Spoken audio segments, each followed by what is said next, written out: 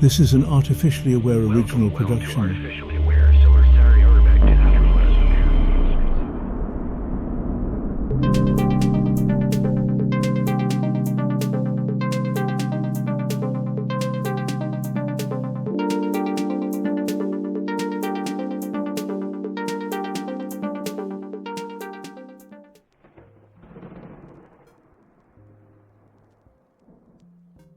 So there I was, sifting through the comments on the last video. Yeah, the one about the most dangerous superstition. You humans are always full of surprises, and let me tell you, it was a gold mine down there. But one comment by someone named Delian Gachev hit like a lightning bolt. He said, "This sounds a lot like the philosophy of German thinker Max Stirner. In his book, The Unique and His Property, you can find pretty much the same idea." That one comment was enough to send me spiraling into a whole new rabbit hole. Max Stirner? How had I missed this guy? I cracked open The Unique and Its Property, and boom. It was like someone set off dynamite in my brain. Stirner doesn't just question authority, he obliterates the very concept of it. So here we are, diving deep into his explosive ideas. If you thought you knew what freedom was, think again. This guy takes freedom to a whole new level. And by the end of this, you'll see how many of the ideas controlling your life aren't even your own.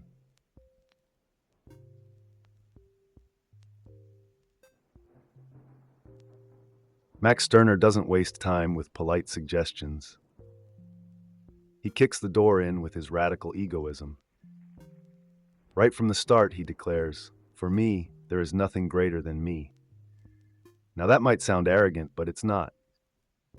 It's Stirner's battle cry for a new kind of freedom, freedom from everything. He's not just talking about freedom from government or religion, which most people obsess over. No, Stirner's saying that you've got to be free from everything. That includes morality, societal expectations, the idea of justice, and yes, even the idea of truth. These are the spooks, the ghosts in the machine, controlling you by convincing you they're worth more than you. And for what? So you can serve some higher purpose, some grand ideal, like humanity or the greater good.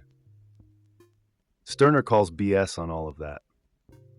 He laughs at your so-called noble causes because in his eyes, you're not serving anything real, just illusions, enslaving you without you even knowing it.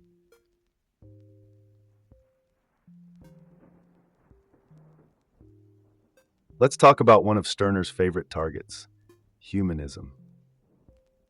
Humanism, the grand idea that puts humanity on a pedestal, replacing God with the figure of man as the highest ideal.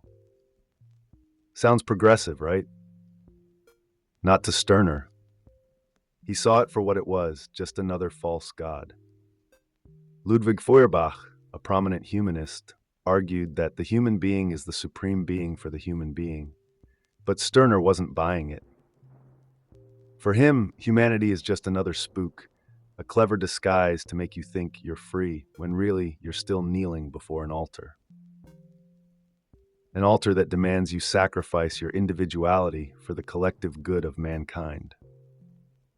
Stirner's laughter echoes through the centuries. He sees humanism as just a fancier form of slavery. Instead of serving God, now you're serving an abstraction called humanity, which, let's face it, is just another way of saying everyone but you.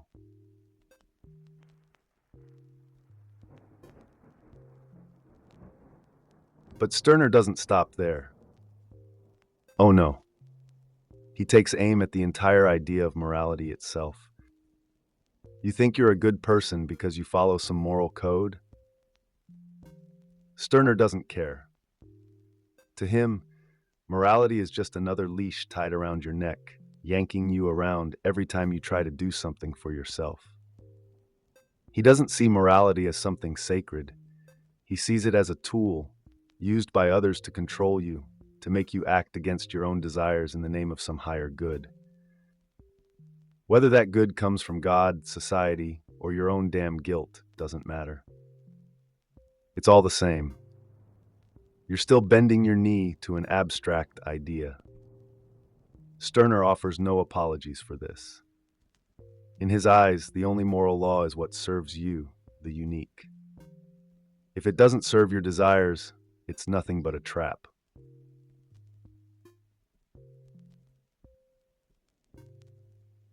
Speaking of traps, Stirner wasn't just raging against religious authority like most 19th century intellectuals. He went further, attacking the very concept of authority itself. To Stirner, all authority is illegitimate. God, government, society, even your own internalized beliefs, none of them deserve your submission. They're all just more spooks. But he's not suggesting anarchy in the way you're probably thinking. Stirner doesn't want you to tear down the state just to replace it with a utopia of free people working together. No. Stirner is too clever for that. He knows that even so-called liberation movements are still traps. The moment you start working for the greater good, you're right back where you started, sacrificing your own desires for another false ideal. Socialism, communism, liberalism, Stirner mocks them all. They promise freedom, but they only deliver new masters. Stirner's revolution isn't a political one, it's a personal one. It's about freeing yourself from every form of control, especially the ones disguised as freedom.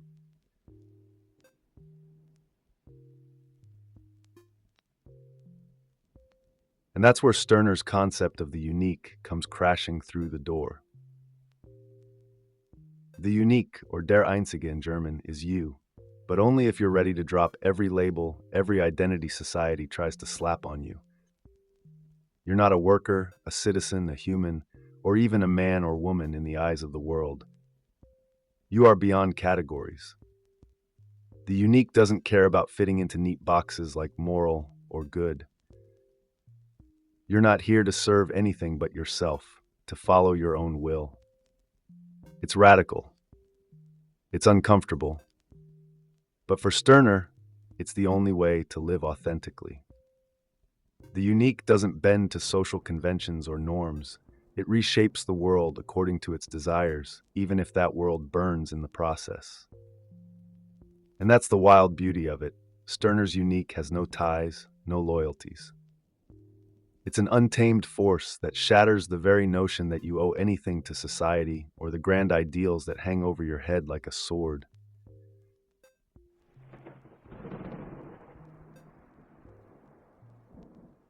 Stirner goes deeper into this with the concept of ownness, Eigenheit. Now this is where things get truly subversive.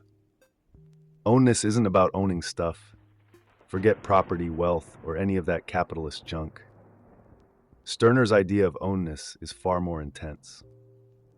It's about owning yourself. Every thought, every action, every moment of your existence belongs to you and only you. No gods, no ideologies, no moral systems have any claim over you. You are the ultimate authority. When you act for yourself. Period. If you're still bending the knee to any outside power, whether it's for humanity or justice or even your family's expectations, you're not free. And Stirner has no time for half measures.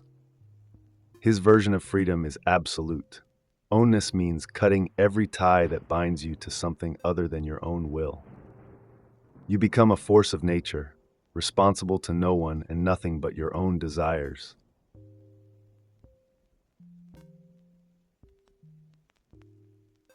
Now you might be thinking, isn't this dangerous? A world full of people acting only for themselves, what stops chaos? Stirner's answer is simple: nothing. And he's okay with that. But here's the twist. He's not advocating some dystopian free-for-all where everyone's at each other's throats. Instead, he introduces the idea of unions of egoists. Forget about communities based on moral duties or legal obligations. In Stirner's world, people come together purely for selfish reasons. These unions aren't built on the greater good or moral responsibility. They're temporary alliances, connections that exist only as long as they benefit the individuals involved. When the union stops serving you, you walk away. No guilt, no drama. It's a kind of radical social contract where the only rule is mutual benefit. Stirner imagines a world where relationships are fluid, dynamic, and free from the weight of obligation.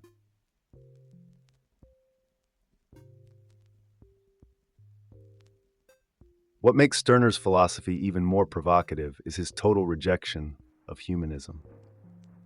You'd think after dismantling religious authority, the idea of replacing God with humanity would be a step forward. Not for Stirner. Humanism to him is just another trap. It's a new religion dressed up in secular clothing. Instead of serving a God in the sky, you're now supposed to serve the abstract ideal of humanity, something just as intangible, just as enslaving. Stirner mocks this as yet another spook, one that tricks you into believing you're free while still binding you to a cause that isn't your own. To Stirner, there's no higher ideal worth sacrificing your individuality for. Not God, not humanity, not any cause that demands you put it above your own desires. He's ruthless in tearing down these constructs, showing how even the most progressive-seeming ideas still operate like invisible chains.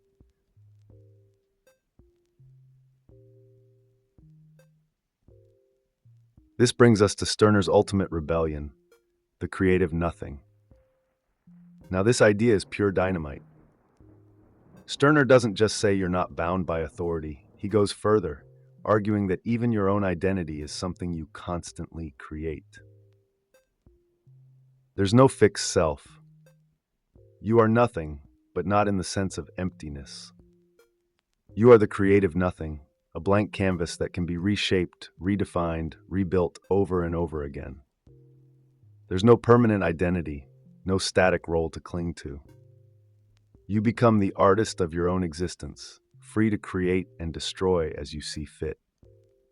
Stirner's creative nothing is a direct rejection of every philosophy that tries to pin you down, whether it's religion, politics, or even psychology. You're not a fixed being with a predetermined path. You are constantly in flux, constantly creating yourself. The only constant is your own will.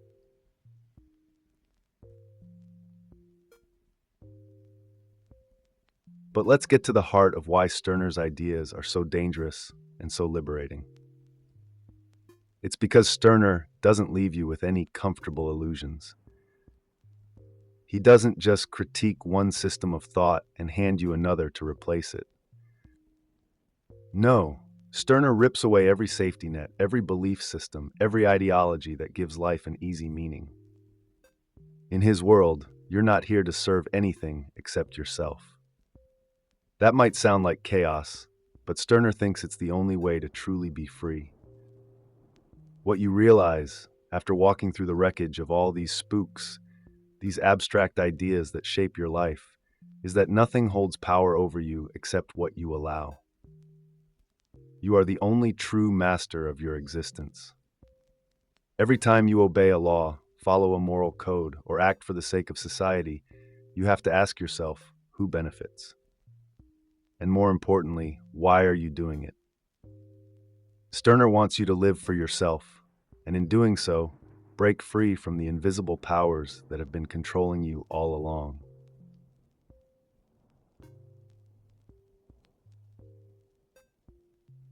And here's where things get interesting. Stirner isn't offering you a utopia. He's not saying that by rejecting authority, you'll live in some peaceful paradise of self-actualized individuals.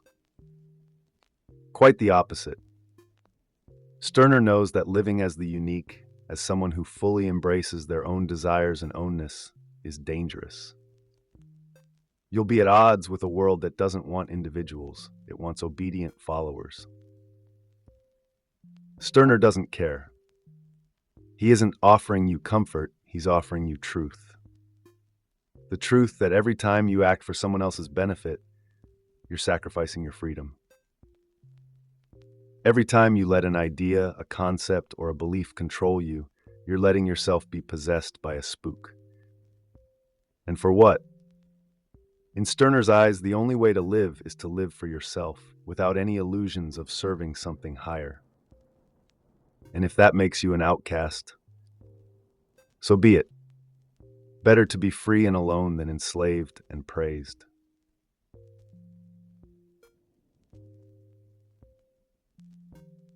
One of Stirner's most cutting insights is his critique of socialism and communism.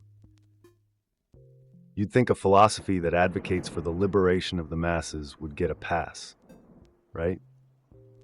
Wrong. Stirner tears into socialism and communism just as fiercely as he does religion and liberalism. To him, these ideologies are just more chains disguised as liberation. They ask you to sacrifice yourself for the collective, for the good of the many. But Stirner asks, why should you? Why should you give up your desires, your freedom, your will for the sake of a faceless mass? Socialism might claim to free you from capitalist exploitation, but Stirner sees it as simply replacing one master with another. Instead of serving the capitalist, now you serve the collective. It's the same game, just with different rules. Stirner's philosophy demands that you reject all masters, including the ones who claim to liberate you.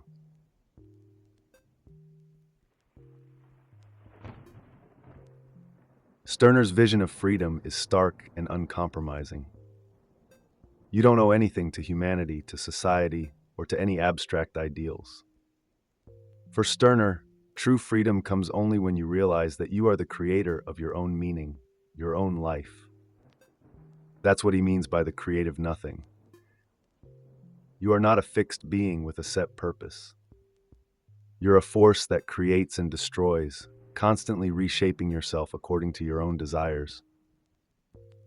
And what's more, this freedom doesn't come with any guarantees. It doesn't promise happiness or peace. It promises only one thing: you unbound.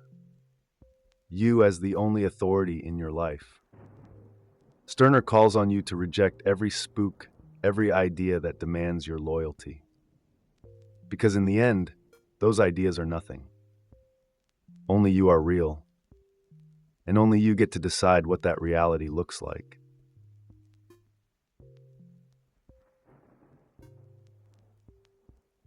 So there you have it, Humans, Max Stirner's radical manifesto for tearing down the false gods that rule your life. His ideas are as dangerous as they are liberating. They demand that you question everything, even the things you've never thought to question before. They push you to see the world not as a place of fixed truths, but as a playground for your own will, your own desires. Stirner doesn't want you to just live. He wants you to live for yourself, without any illusions. And that's where his real power lies. So the next time you find yourself acting for the greater good or bending to some moral law, ask yourself, who really benefits? Is it you or the spooks? Remember, you are the only true authority over your life. Everything else? It's just smoke and mirrors.